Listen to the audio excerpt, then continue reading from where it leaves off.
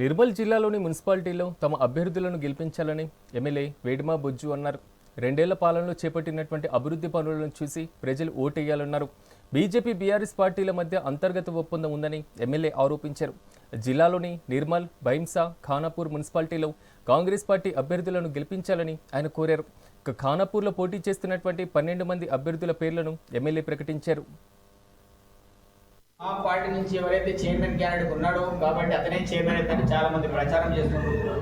నేను ఇప్పుడు ఈ పీరియడ్ వరకు నుండి ఆ పీరియడ్ వరకు అతను చైర్మన్. తదనంతరం ఇప్పుడు గెలిచిన తర్వాత ఏదైతే కార్యవర్గం ఉందో కార్యవర్గ సభ్యులు కావచ్చు, దాంతోపాటు మిగతా వాళ్ళందరికీ ఆలోచన కావచ్చు, ఎవరు పెడితే బాగుంటుంది. ఈరోజు పార్టీ డిసిషన్ బట్టి మేము నిర్ణయం తీసుకుంటాం తప్ప ఈరోజు చెప్పినంత మాత్రాన వాళ్ళే చైర్మన్ అవుతారో అది కరెక్ట్ కాదు. కాబట్టి చాలా కార్యగణితంగా చెప్పదలుచున్నాం. ఆ యొక్క ప్రచారాన్ని ఎవరైతే తీసుకొస్తున్నారో అది మంచిది కాదు.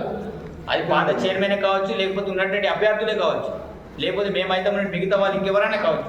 అది పార్టీ లైన్ని దాటి వెళ్ళడానికి లేదు. కంపల్సరీ పార్టీ లైన్ యొక్క ఆదేశాల అనుసారంగానే ముందుకు పనిచేయాల్సింది ఉంటుందని సర్వంగానే తెలియజేస్తున్నాను.